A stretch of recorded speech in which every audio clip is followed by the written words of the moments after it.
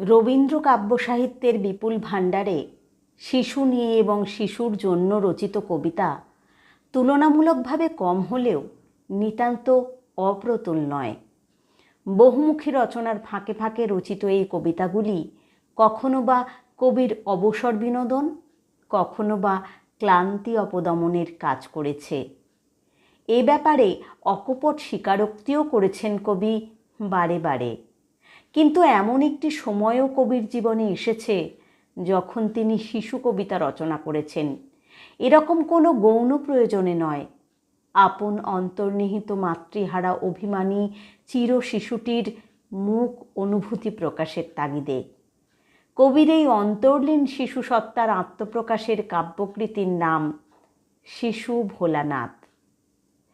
সেখানে তিনি বলেছেন, মাকে আমার পড়ে না মনে, শুধু কখন খেলতে গিয়ে হঠাৎ অকারণে একটা কি সুর গুনগুনিয়ে কানে আমার বাজে, মায়ের কথা মিলায় যেন আমার খেলার মাঝে।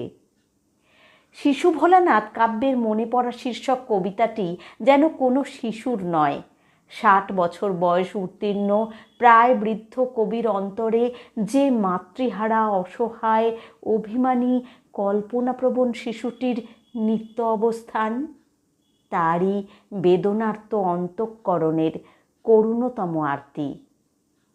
তার মা গিয়েছে যেতে যেতে গানটি গেছে ফেলে। আশ্বিন মাসে যখন জগৎমাতার আরাধনায় সকলে মগ্ন, তখন শিশির ভেজা শিউলি পদ্মের সমারোহে পুজোর গন্ধ আসে যে ভাই মায়ের গন্ধ হয়ে।